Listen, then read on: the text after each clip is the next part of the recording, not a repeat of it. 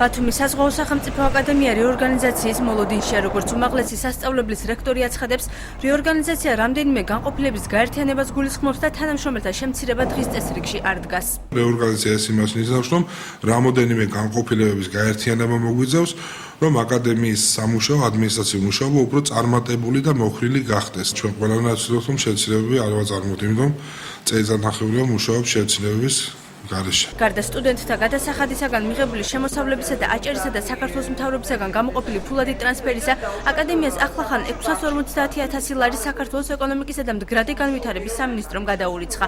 თანხის გამოყოფის გადაწყვეტილებას ხელს საქართველოს პრემიერი აწერდა. სასწავლებლის რექტორის თქმით, აკადემიას სახელმწიფო ბიუჯეტიდან დამატებითი ხარჯი სტუდენტთა შემცირებული კონტინგენტის გამო დასჭირდა. მარტის თვეში მოხდა 500.000 ლარის ჩარიცხვა აკადემიის ანგარიშზე და ეხლა ერთი თვის წინ 650.000 ლარით პრემიერ-მინისტრის ხელმძღვანელობით მოხდა, მათ ჩვენ ჩაგვერცხა ეკონომიკისა და მდგრადი განვითარების სამინისტროს მიერ.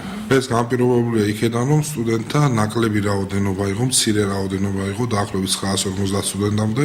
წინა 2-3 წლის განმავლობაში ჩემგან გაუგებარი მიზეზების გამო არ ხდებოდა სტუდენტთა მიღება ბიზნესისა და მართვის ფაკულტეტზე. საქართველოს ეკონომიკისა და მდგრადი განვითარების სამინისტროში განმარტავენ, რომ ბოლო ტრანსფერი სარეზერვო ფონდიდან გამოიყურა, სასწავლებლის მუშაობა არ შეფერხებულიყო.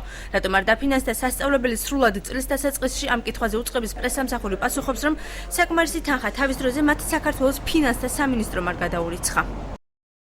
ბიუჯეტის დამტკიცების დროს რაღაც ნაწილი დააკლდა საზღვაო აკადემიისთვის, არ იყო გამოყოფილი ფინანსთა სამინისტროს მხრიდან და სწორედ ამ მიზნით მოხდა თანხის შევსება, რომ სრულყოფილი მუშაობისთვის ხელი არ შესრულდა აკადემიას.